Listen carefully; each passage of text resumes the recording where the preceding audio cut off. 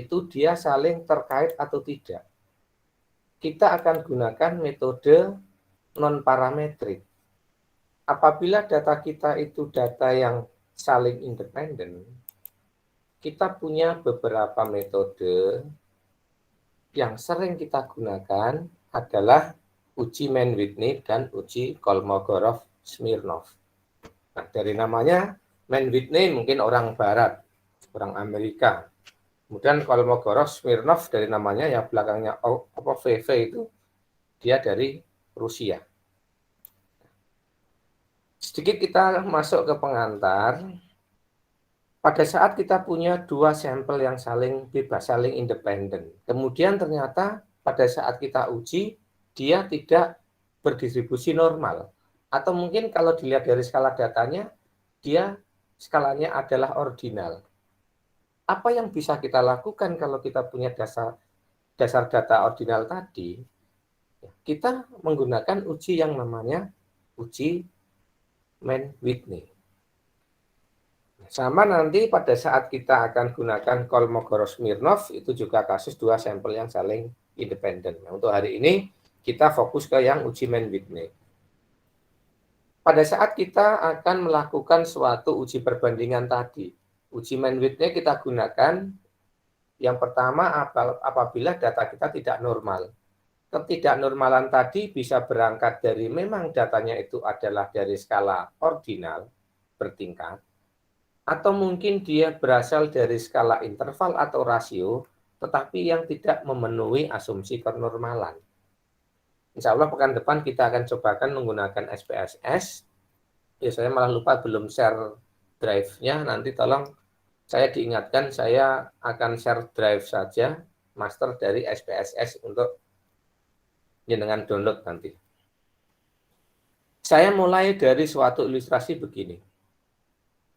Suatu penelitian dilakukan agar dia tuh bisa melihat perbedaan lifetime lama hidup pasien leukemia antara yang diberi serum dengan yang tidak diberi serum penghambat pertumbuhan kanker tadi. Jadi kalau pekan kemarin kita mengatakan dua kelompok tadi diberikan, yang satu menggunakan obat, yang satu dengan menggunakan placebo. Kasus kita seperti itu yang akan kita lakukan hari ini. Dua kelompok tadi, yang satu diberi obat, serum penghambat pertumbuhan leukemia, yang satu tidak diberi serum tadi, cukup dengan menggunakan placebo atau obat yang sudah dikenal sebelumnya. Hal-hal yang tadi bisa kita lakukan, yang pertama itu, bahwa dua kelompok tadi, kelompok pasien yang diberi obat serum tadi dengan yang menggunakan obat lama atau placebo, itu jelas tidak ada keterkaitannya. Mereka saling lepas, saling bebas. Kemudian yang kedua, nilai yang diukur adalah variabel yang kontinu. Tadi kan kita punya lama hidup, gitu kan. Bisa 5 hari, 7 minggu, 1 bulan, 4 tahun, dan seterusnya. Itu adalah contoh-contoh variabel yang kontinu. Kemudian skala pengukuran itu setidaknya adalah data ordinal yang punya nilai angka. Kita sudah tahu kalau dalam penelitian kita punya 4 skala data, nominal, ordinal, interval, dan rasio. Nah, paling tidak yang bisa kita gunakan untuk uji Mann-Whitney adalah skala ordinal. Nanti kita akan membedakan sama-sama angka, tetapi bisa kita pandang sebagai itu angka nominal, ordinal, interval, atau rasio. Kalau data kita pandang sebagai ordinal, angka itu hanya merupakan suatu peringkat. Sedangkan kalau interval rasio, angka tadi mencerminkan nilai. Jadi bedanya di situ. Kalau ordinal, angka itu dipandang sebagai peringkat. Sebagai contoh begini, saya punya angka 20 dan 30. Kalau saya urutkan dari besar ke kecil, maka yang saya urutkan adalah yang pertama 30, yang kedua 20. Saya punya kelompok berikutnya, 29 dan 27. 29 peringkat 1, 27 peringkat 2. Kemudian kita ingin bandingkan. Kalau kita melihatnya hanya sekedar peringkat, 29 tadi kelompok 2 dengan 30 kelompok 1 itu dianggap sama. Dan yang paling terasa adalah pada saat data yang kedua. Data yang kedua kelompok 1 20 itu dipandang sama dengan kelompok data yang kedua yang tadi nilainya hanya 28. Jadi selisih angka dari 30 ke 20, dari 29 jadi 28, kalau datanya ordinal tidak diperhatikan. Mereka hanya memperhatikan urutannya saja, peringkatnya. Lain halnya pada saat kita punya data bentuk interval atau rasio. Perbedaan nilai itu sangat penting. Selain dia dipandang sebagai peringkat, dia juga punya arti yang sebenarnya. Nah, nanti kita akan merasakan kalau sudah menggunakan data yang sebenarnya. Nah, tadi sudah saya ilustrasikan bahwa uji Mann-Whitney itu akan kita gunakan apabila data yang kita gunakan, data yang kita peroleh dalam penelitian, dia berskala paling tidak ordinal tadi. Nilai-nilai yang ada dalam ordinal tadi akan kita bentuk dalam suatu peringkat. Pada saat kita melakukan suatu uji, kita butuh yang namanya statistik uji. Untuk uji Mann-Whitney, kita punya statistik ujinya adalah U1 dan U2 seperti rumus yang ada dalam tampilan di situ. Komponen-komponen lain yang dibutuhkan dalam suatu uji hipotesis itu juga harus terpenuhi. Yang pertama, kita harus menyusun dulu bagaimana bentuk hipotesisnya.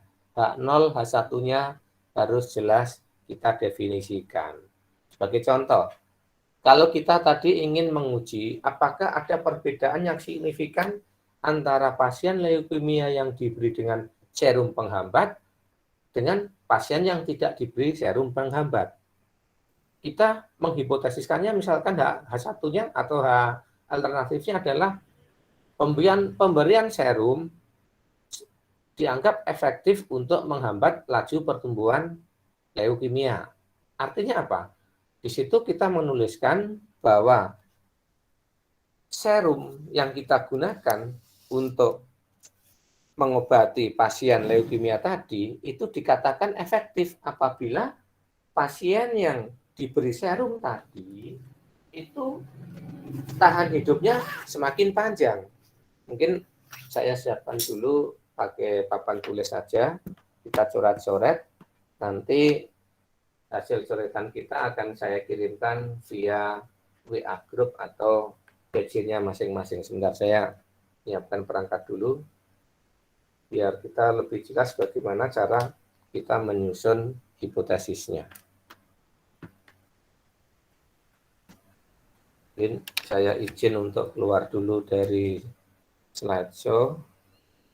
Saya, sebentar, ini ada teman yang masuk. Saya keluar dulu, hentikan.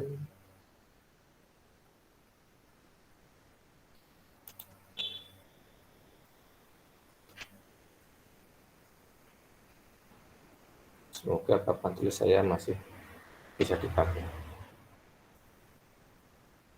Oke, saya slideshow.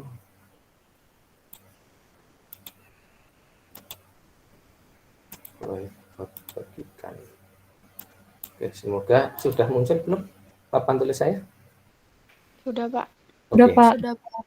Pada saat kita akan melakukan uji hipotesis, tadi uji Mann-Whitney sebagai contoh, yang pertama itu kita harus bisa mendefinisikan bagaimana bentuk hipotesisnya. Hipotesis S-nya gimana sih? Udah, gitu. Anggap saja tulisan saya bagus ya, Mbak. Mohon maaf kalau tulisan saya jelek, karena saya bukan ahli seni, jadi tidak bisa membuat seni dengan indah. Kita mengatakan dua kelompok tadi, misalkan rata-rata hidup dari placebo, tadi sebagai contoh obatnya, itu dikatakan masih sama dengan rata-rata kalau dia diberi obat baru atau serum tadi. Gitu. Kita katakan di sini misalkan, sebentar saya invite teman dulu. Ini kalau kita artikan bahwa obat baru atau mungkin tadi mohon maaf namanya serum penghambat gitu aja. Bentar,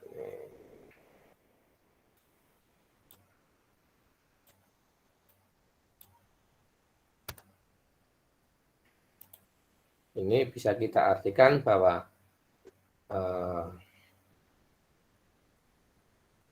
serum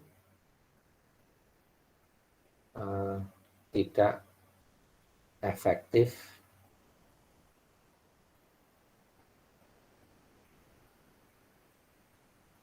menghambat laju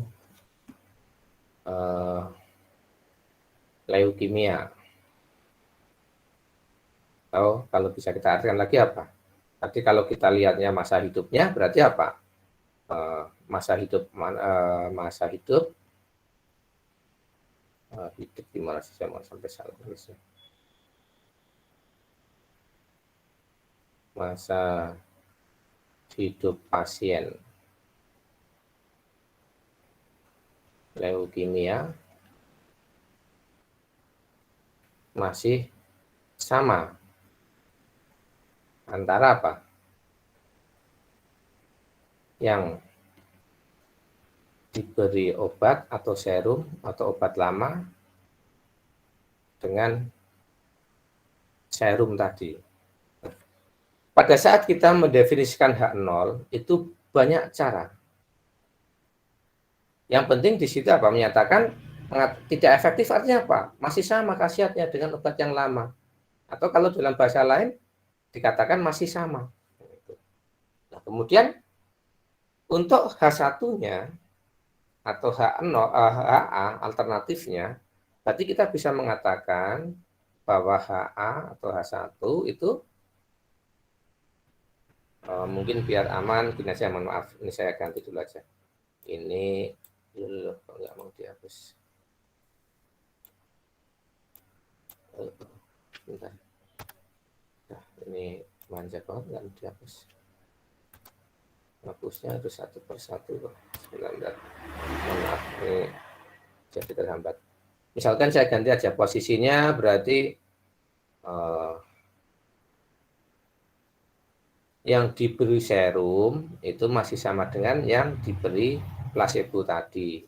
Mungkin di sini yang diberi serum waktu hidupnya itu lebih besar daripada yang diberi placebo. Artinya kalau kita definisikan seperti ini, kita bisa menuliskan arti dari hipotesis tadi berarti apa?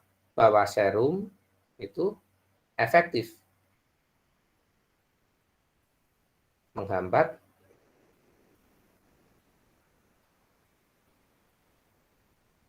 laju sel leukemia. Mohon maaf, bisa dibaca nggak tulisan saya? Bisa, Pak. Bisa, Bisa, ya? Pak. Bisa, Pak. Oke, nah. Anggap saja ini lukisan saja ya. Kemudian kalau didefinisikan dengan kalimat yang lain bahwa masa hidup pasien leukemia lebih tinggi gitu kan. Masa hidup pasien leukemia dengan obat atau serum baru lebih lama dengan jika dibandingkan dengan pasien yang kenapa sih tadi saya geser ini sebentar ini agak kacau nih sebentar. Ini mouse-nya sensitif sekali seperti perempuan dengan pasien yang menggunakan obat lama.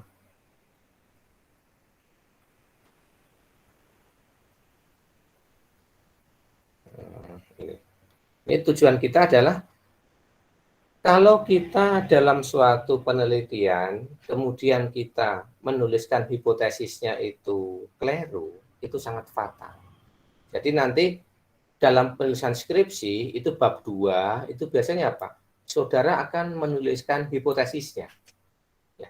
Hipotesis yang dimaksud dalam penelitian tadi, itu adalah H1-nya.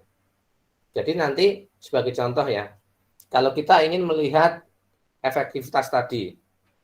Yang saudara tuliskan dalam hipotesis itu nanti adalah ada perbedaan antara pasien yang diberi serum baru dengan yang diberi placebo. Ada kata perbedaan tadi. Atau mungkin ada kalimat lain, serum lebih efektif daripada placebo. Jadi ada kalimat yang menyatakan tadi, itu adalah bentuk dari H1 atau HA yang dituliskan dalam hipotesis di skripsi bab 2. Nah ini biasanya akan terus diuplek-uplek oleh dosen pembimbing kita. Kalau sampai kita salah menerapkan hipotesisnya, itu uji yang kita lakukan itu seolah-olah tidak bermanfaat. Contohnya begini, kalau kita disuruh mengerjakan soal, misalkan perkalian gitu, 3 kali 3, saudara jawabnya itu meskipun 3 kali sama dengan 9, tapi saudara jawabnya apa? 9 sama dengan 10 dikurangi 1. Itu tidak akan menjawab. Yang ditanyakan adalah perkalian, tetapi yang dijawab adalah pengurangan. Nah itu artinya tidak nyambung. Tidak nyambungnya apa? Pada saat besok penelitian, agar nyambung antara yang dikerjakan dengan apa yang diuji, itu kuncinya adalah di penulisan hipotesis. Jadi hipotesis itu sangat penting pada saat kita melakukan suatu penelitian. Ini saya simpan dulu, nanti biar kita ada catatannya. Misalkan namanya hipotesis gitu ya. Bentar, ini laptop saya dari jam 7 pagi tadi manteng terus gitu.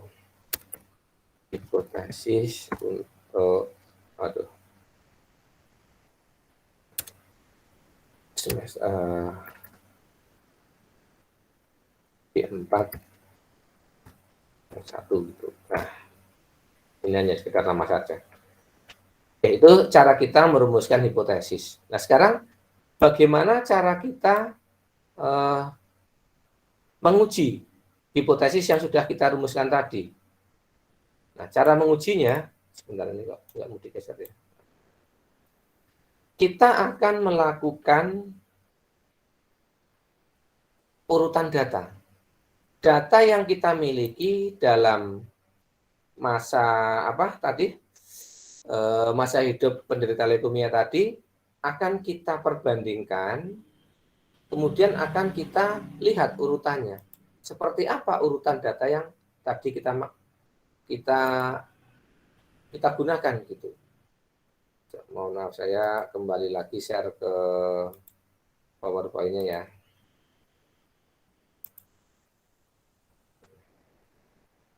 Kemudian setelah kita bisa merumuskan hipotesisnya, berikutnya adalah kita menentukan statistik uji sebagai alat kita untuk menerima atau menolak H0-nya. Nah, kemudian setelah kita bisa merumuskan statistik uji, baru kita mengambil kesimpulan. Nah, kesimpulan yang kita pakai, apabila nilai statistik uji tadi lebih besar dari nilai yang ada dalam tabel, maka H0 ditolak, artinya H1 yang diterima. Sebaliknya, kalau nilai statistik uji U tadi lebih kecil dari nilai tabel, maka H0 diterima. Gitu. Untuk memulai pemahaman kita tentang uji Mann-Whitney, kita coba dari contoh kasus seperti ini.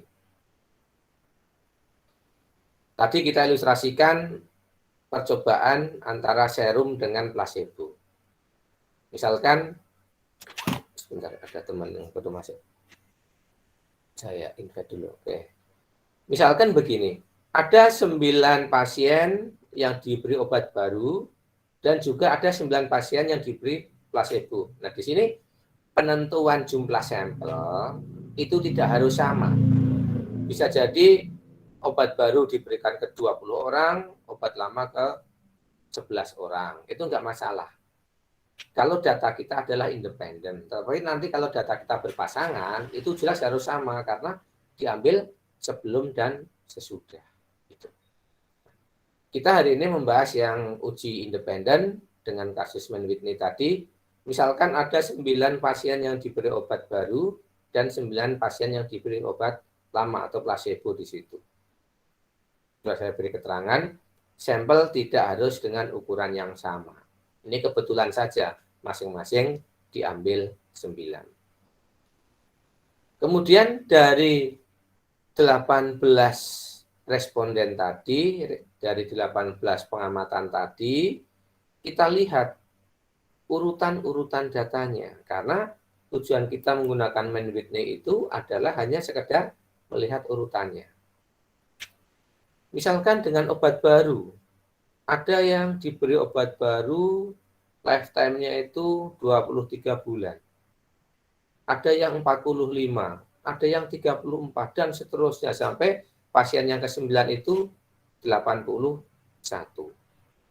Ini kalau data sudah kita urutkan dari kecil ke besar. Kemudian yang diberi placebo 30, 47, 18 dan seterusnya. Ini bulan ada yang belum kita urutkan. Itu enggak masalah. Nah, data-data tadi kemudian kita urutkan dulu. Setelah kita urutkan, nanti baru kita akan mencampurkannya.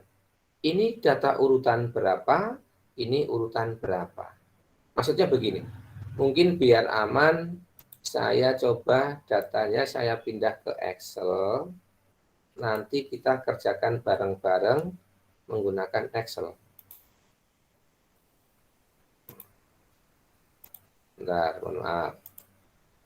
Saya pindah lagi setelah dari PowerPoint masuk ke Excel. Jadi biar tambah mumet gitu. Bolak-balik gitu. Misalkan saya tuliskan di sini. Ini kan dalam bentuk image ya, saya nggak bisa mengolahnya. Harus saya tuliskan, katakan obat baru. Obat baru atau baru obat ya. Dan di sini ada placebo. Untuk membedakan di sini ditulis ada yang warna biru, ada yang warna hitam, itu nanti ada maknanya masing-masing. 23, 45, 34, 78, 34, 66, 62, 95, 81. Sebentar saya invite teman yang masuk. Putri Akita. Misalkan ini saya insert dulu, saya tuliskan peringkat gitu. Nanti kita bisa melihat perbedaannya. Kemudian yang placebo, ini nggak bisa berubah. Oke. Kemudian yang placebo, saya beri warna hitam. Jadi angka-angka 30. Mohon maaf, Mbak Nabila, dimatikan untuk mute. Oke, terima kasih. 47, 18, 34, 44, 61, 54, 28, dan terakhir 40. Bentar saya invite teman dulu, Khairunisa Bismillah. Namanya bagus-bagus ya. Ini sudah tidak terpakai, kita buang. Ya, tapi kalau pacaran jangan seperti itu ya.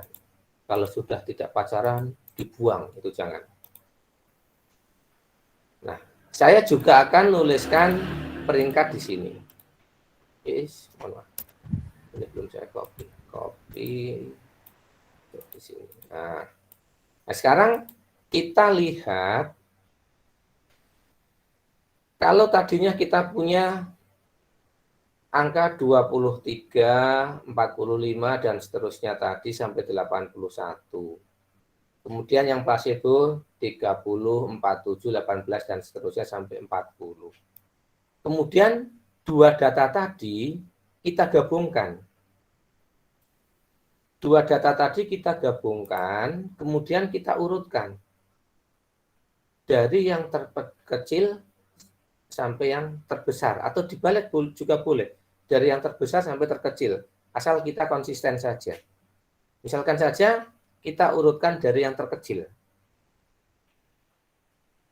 Dua data tadi kita gabungkan, sebagai contoh begini, maksudnya digabung begini. Misalkan saya punya sheet baru ya. Saya buat sheet baru, ini akan saya gabung, copy masuk ke sheet baru. Kemudian di sini saya copy masuk ke sheet baru. Ini kalau enaknya pakai Excel begini. Nah, antara yang hitam dengan yang biru tadi, atau mungkin biar kelihatan banget mencolok, saya ganti merah aja apa ya. Nah, gitu. Dua data tadi sudah kita gabungkan.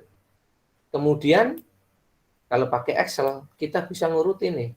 Kita urutkan dari kecil ke besar. Sekarang kita sudah punya urutan datanya nih.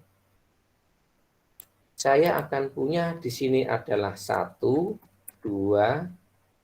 3, 4. Nah, sekarang kita ketemu angka 34-nya ada 2. Apa yang bisa kita lakukan apabila kita memiliki data dengan peringkat yang sama? Nanti kalau kita punya data dengan peringkat yang sama tadi, itu ada 2 cara. Yang pertama bisa kita ambil nilai rata-ratanya.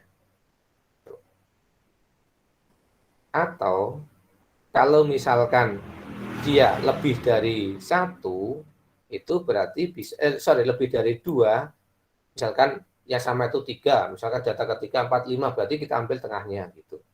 Nah, kasus kita di sini 34-nya ada berapa nih? Ada 3 kan? Nah, berarti 3. seolah-olah saya itu punya begini. Tadinya kan 5, 6, 7 gitu kan. Nah, berarti di sini tengahnya berapa? Rata-rata dari 5, 6, dan 7. 6. Berarti ini data ke-6, ini juga 6, ini 6. Biar adil. Gitu. Bisa dipahami sampai di sini? Beloknya kita itu, kan tadi harusnya ini kan 5, 6, 7. Nah, karena data kita ini sama, kemudian saya beri ini adalah rata-ratanya. Rata-rata dari 5, 6, 7 kan 6. Sehingga tiga-tiganya saya tuliskan 6 semua. Kemudian 40 itu bukan 7, tapi apa? Langsung 8. Karena 7 kan tadi masuk di sini semua. 5, 6, 7 kan di sini. Ini 8, kemudian 9, 10.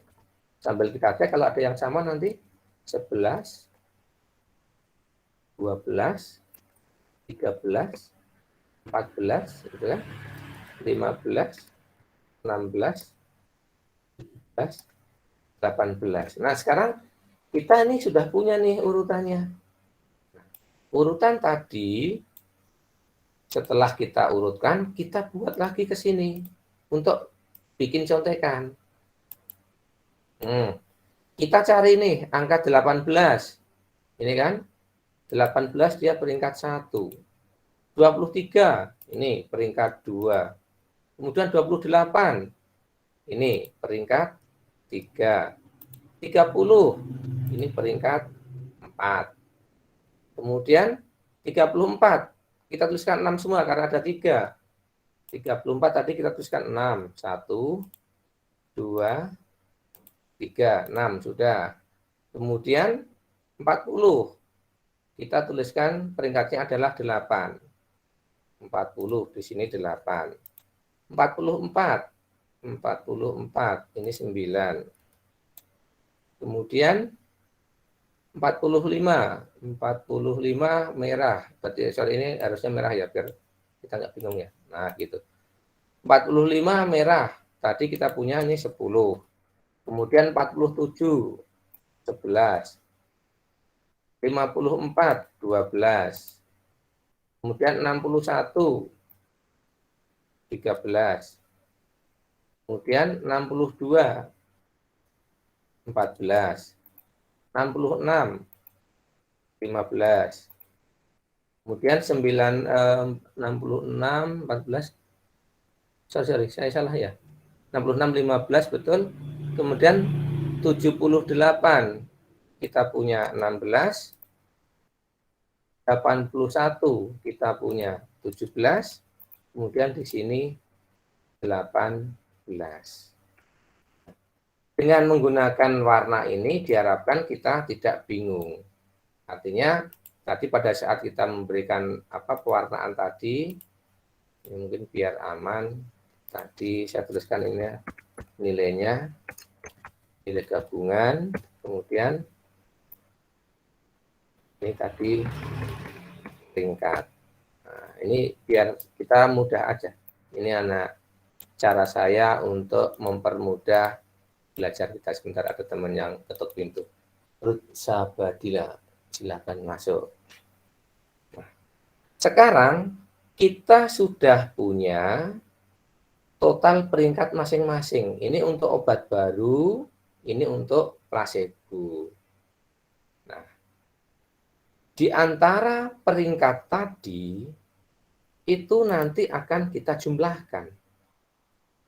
Jadi ke bawah di sini kita jumlahkan, berarti saya katakan ini adalah jumlah, katakan R, peringkat itu.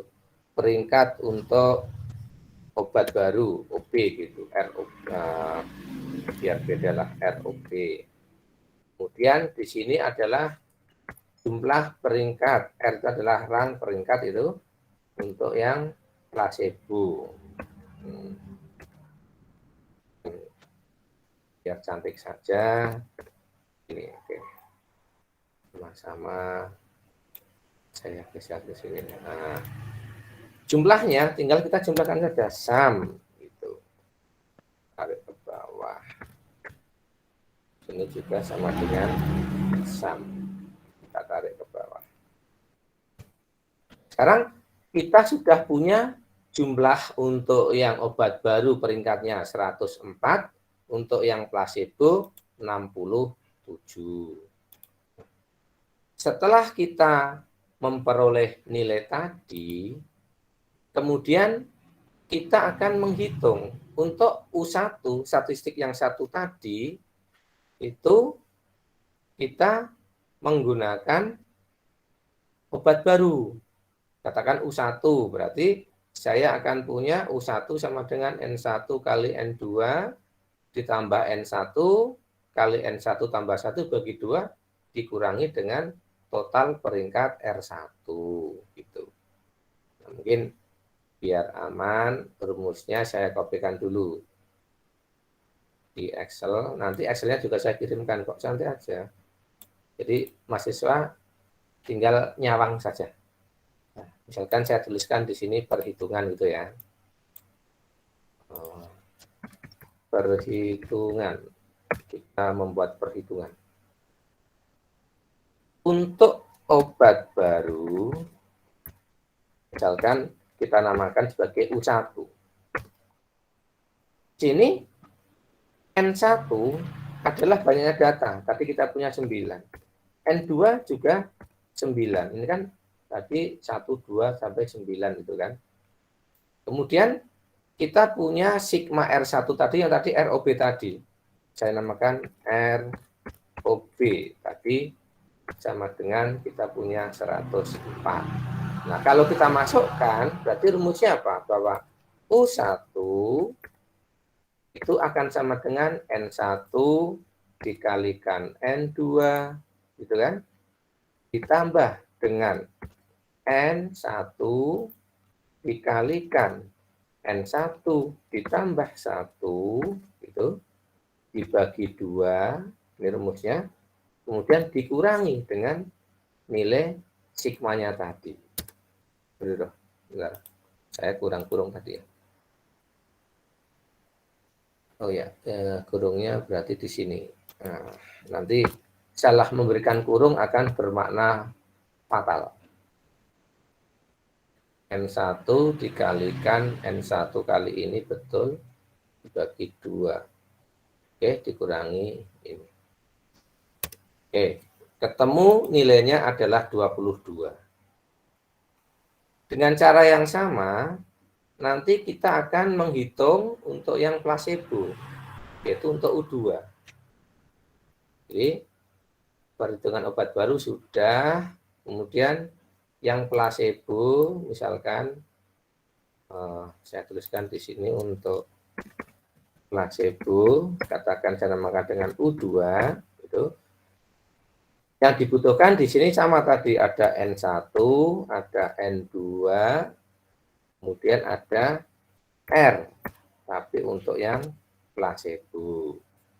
Kita masukkan N1-nya kita punya 9, N2-nya 9, R placebo-nya adalah 67. Sehingga dengan rumus di sini, U2-nya kita bisa menghitungnya sama dengan N1 dikalikan N2 ditambah N2 dikalikan N2 ditambah 1, gitu. Kemudian dibagi 2, dikurangi dengan sigma RP tadi. Nah, kita punya 59. Nah, sekarang setelah kita punya nilai tadi, U1 dengan U2, kemudian kita akan perbandingkan bahwa kalau misalkan kita tambahin ya, berarti benar nggak kalau U1 ditambah U2 itu nanti sama dengan N1 kali N2. Karena tadi berdasarkan hitungan kita kan berdasarkan peringkat. Berarti kalau kita coba, berarti kita coba aja. U1 ditambah U2. Itu berarti sama dengan apa? 22 ditambah 59. Ya kok kali. Tambah tekannya kali.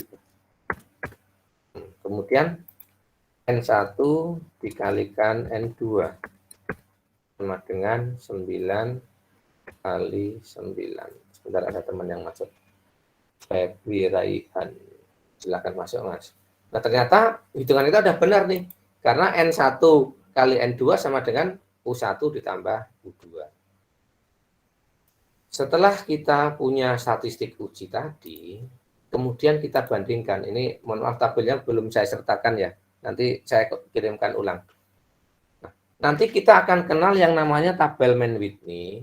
Itu angka-angka dari nilai U1 dan U2 tadi, itu akan kita bandingkan. Apakah nanti dia masuk dalam kategori menerima atau menolak H0. Nah, ternyata kalau kita punya ukuran sampelnya itu dari antara 9 sampai 20, kita akan punya bahwa nilai dari U1 itu akan lebih kecil dari U untuk alfa 0,05. Ini sekitar nilainya, sebenarnya saya nggak hafal tuh. Nah, nanti ternyata nilai U1 itu lebih kecil dari UA yang tadi kita gunakan. Sehingga H0 ditolak. H0 ditolak artinya apa? Yang benar adalah H1. H1 berarti memang obat serum atau obat baru tadi lebih efektif daripada obat lama. Itu kesimpulan yang akan kita ambil. Bentar, saya cari dulu, semoga saya masih punya arsip untuk tabel Mann-Whitney. Cara paling mudah itu saya search dari, mohon maaf sebentar, saya masuk dulu ke sini, saya mau cari tabel Mann-Whitney. Ini coba, saya dulu pernah nyimpen, semoga ada.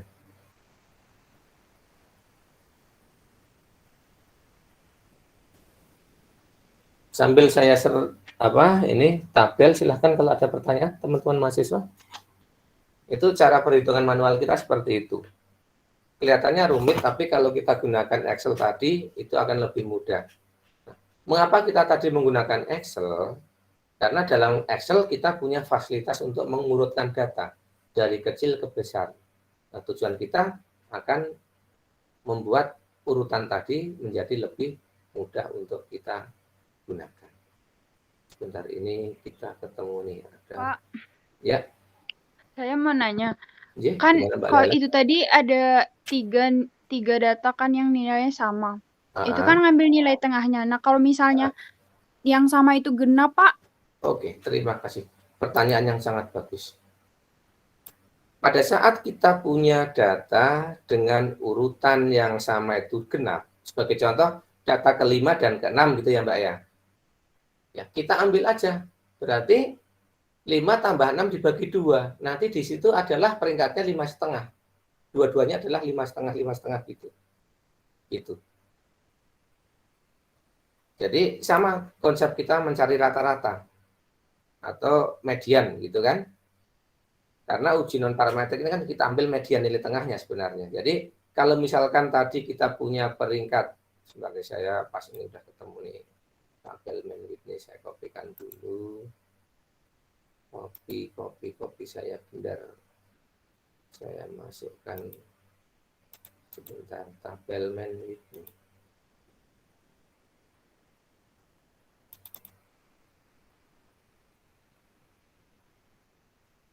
Untuk alfa N1, N2.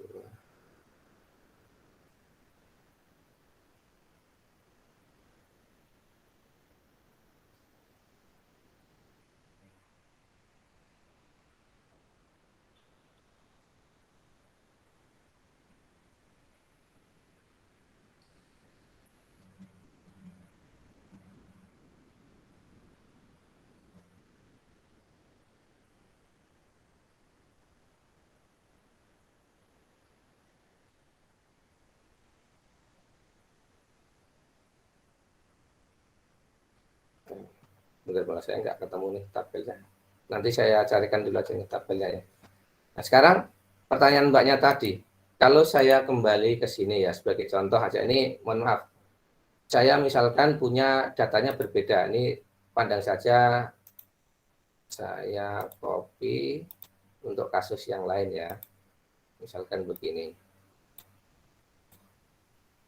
Sebagai contoh di sini adalah 35 gitu ya. Jadi kan saya akan punya di sini data ke-5, seolah-olah ini urutan ke-5 dan ke-6, sedangkan ini kan 7 gitu kan. Peringkat untuk 34 tadi itu akan kita isi rata-rata dari 5 dan 6. Berarti nanti di sini adalah 5,5, bawahnya juga 5,5 gitu. Itu Mbak Laila. Jadi Iya.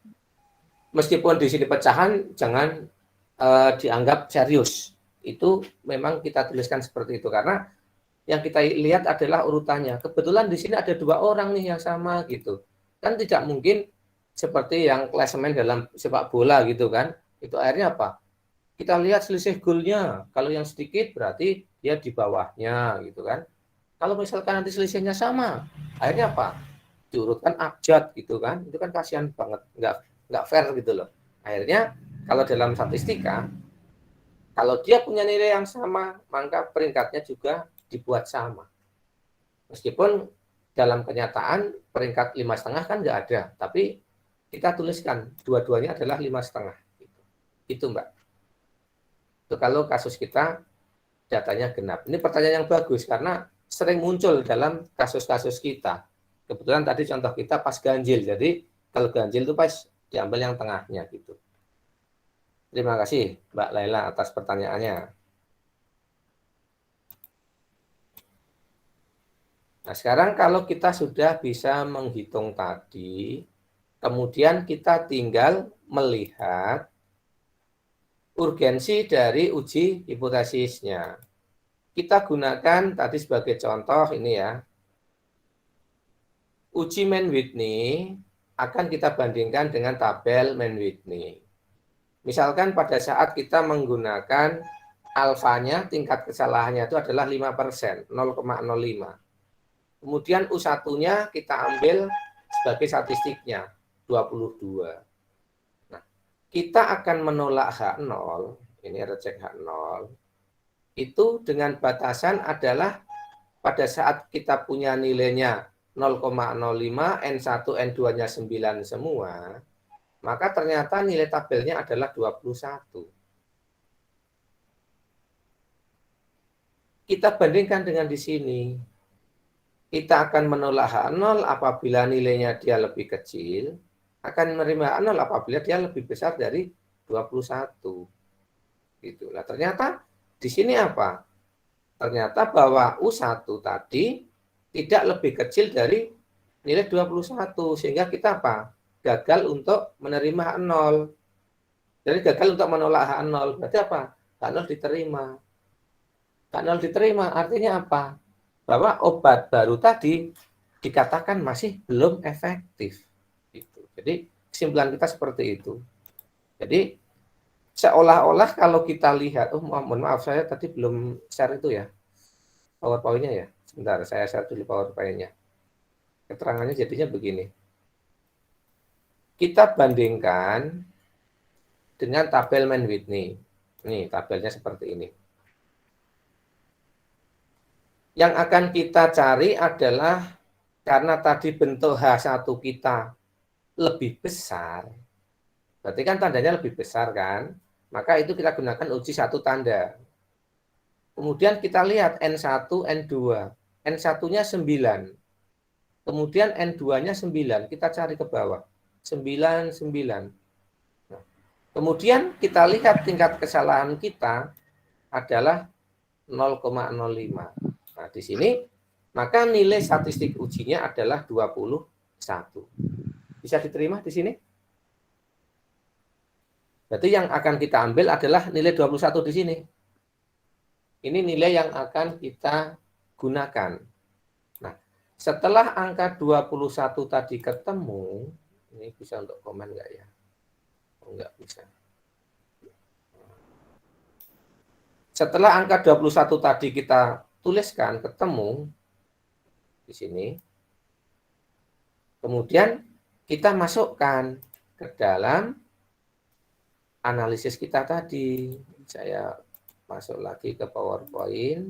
Nah, tadi kan kita gunakan U1-nya sebagai statistiknya, yaitu nilainya tadi U1 22 setelah kita hitung dari Excel.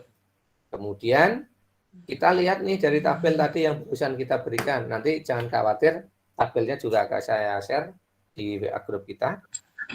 Pada saat alfanya 0,05, N1, N2-nya sama-sama 9, tadi kita peroleh bahwa U alfanya adalah 21.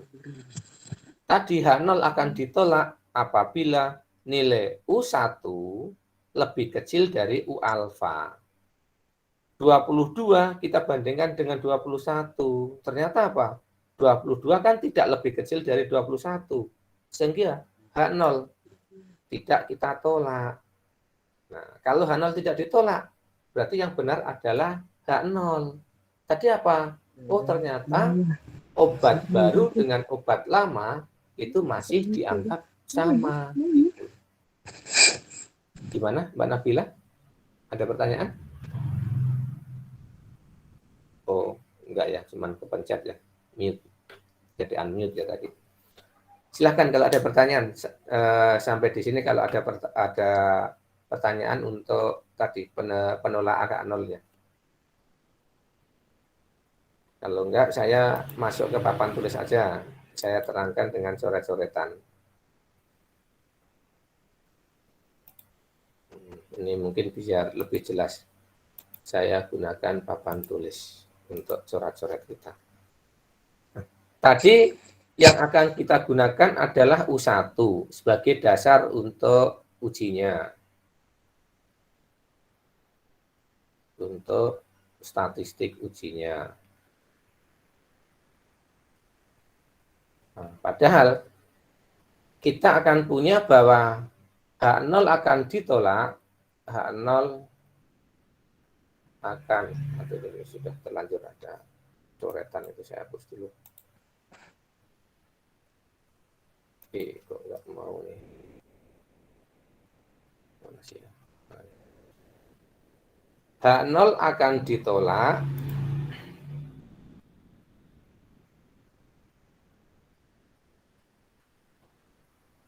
jika U1 lebih kecil dari U alfa. Nah, sekarang U alfa kita peroleh dari tabel. U alfa diperoleh dari tabel. Nah, sekarang tadi bagaimana cara kita membaca tabelnya? Kita cari untuk tabel yang satu sisi. Kemudian kita tentukan misalkan untuk alfa yang 0,05. Kita cari nanti dalam tabel itu untuk nilai N1 di sini kita punya 9, untuk nilai N2-nya kita punya 9. Nanti yang kita ambil adalah yang 0,05 di sini. Ini sebagai alfanya tadi. Nah, nilai ini nanti akan ketemu pada saat kita urut dari N1 tadi, angkanya adalah 21. Itu cara kita membaca tabelnya. Nah, sekarang kalau kita sudah punya angka 21 tadi nih, ini yang kita sebut dengan nilai U alfanya sama dengan 21.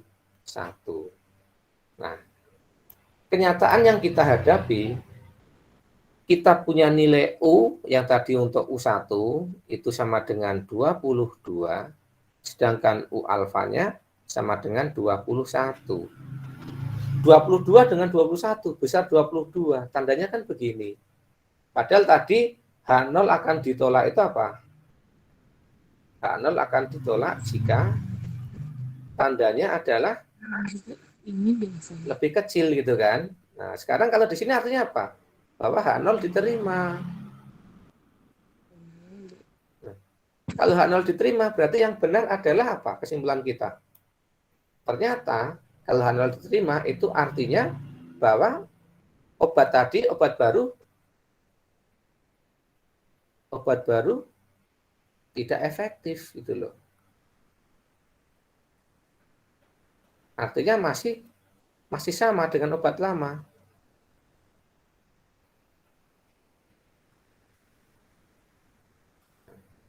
Di sini kalau kita lihat apa?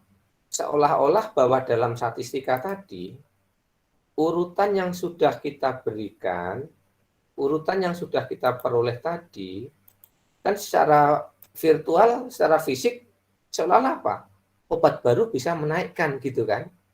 Ternyata setelah kita cek, ini, angka-angkanya kan besar gitu kan. Setelah kita cek ternyata apa?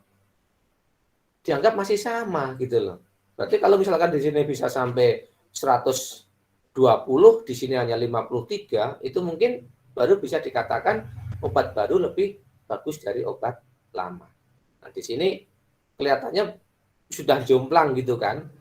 Tetapi setelah kita uji, ini masih dianggap sama. Gitu. Nah, mengapa itu bisa terjadi? Karena yang kita lihat di sini adalah hanya urutannya saja. Berbeda kalau misalkan ini datanya ini adalah angka yang bukan urutan, angka yang benar gitu. Itu mungkin hasilnya akan berbeda. Kalau kita gunakan yang namanya uji rata-rata T. Kalau di sini kan kita gunakan uji Mann-Whitney karena data ini dia tidak normal, sehingga kita gunakan non parametrik tadi gitu. Silahkan kalau ada pertanyaan sampai di sini. Jadi kesimpulan kita adalah bahwa obat baru itu belum dikatakan lebih baik daripada obat lama gitu.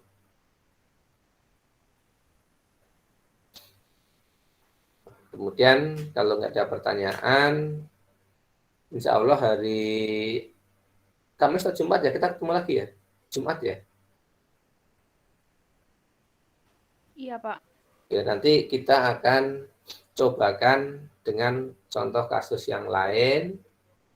Kemudian mungkin mohon maaf saya tidak begitu pas dengan RPP, nggak apa-apa. Saya hanya ingin memberikan nanti cara untuk install SPSS biar kita bisa menggunakan SPSS. Tapi sebelumnya nanti akan saya share dulu untuk masternya gitu. Ini yang kedua adalah Kolmogorov-Smirnov. Ini jarang dipakai, tapi akan saya berikan juga sekedar pengantarnya saja gitu. Nah, biasanya kalau Kolmogorov-Smirnov akan kita gunakan tadi untuk menguji apakah data yang kita miliki itu dia normal atau tidak. Untuk satu populasi kita menggunakan Kolmogorov-Smirnov untuk uji kenormalan data. Gitu. Silahkan sampai di sini kalau ada pertanyaan. Ini tadi kalau mau hurufnya. Jadi kita sudah punya gambaran kira-kira besok pada saat saudara sudah mau skripsi, itu akan punya kasus yang tadi mirip-mirip dengan apa yang akan kita analisis. Nah, selama ini yang teman-teman dari keperawatan, terutama karena anestesi masih baru, belum meluluskan, itu kalau pas olah data itu banyak yang nanya ke saya. Silahkan saja nanya ke saya gratis. Saudara boleh nanya seperti apa, kemudian cara menganalisis skripsinya seperti apa. Karena kita dalam bidang kesehatan itu akan sangat berhubungan dengan data kuantitatif. Dan itu akan menggunakan analisis statistik. Makanya di sini pentingnya mata kuliah biostatistik tadi. Insya Allah besok kita akan sering ketemu pada saat saudara sudah mulai mengerjakan skripsi. Untuk itu simpan saja nomor saya karena saya biasa memberikan bimbingan untuk anak-anak atau mahasiswa yang membutuhkan bimbingan olah data. Demikian yang bisa saya sampaikan untuk perkuliahan kita hari ini. Insya Allah hari Jumat kita akan ketemu lagi dengan materi yang lebih menarik lagi. Jumat berarti kita per kelas masing-masing sesuai jadwal, tapi kalau mengendaki pergantian ya saya manut-manut saja gitu. Demikian yang bisa saya sampaikan. Terima kasih atas kebersamaannya. Insya Allah kita ketemu lagi hari Jumat. Saya akhiri. Wassalamualaikum warahmatullahi wabarakatuh. Waalaikumsalam warahmatullahi wabarakatuh. Pak.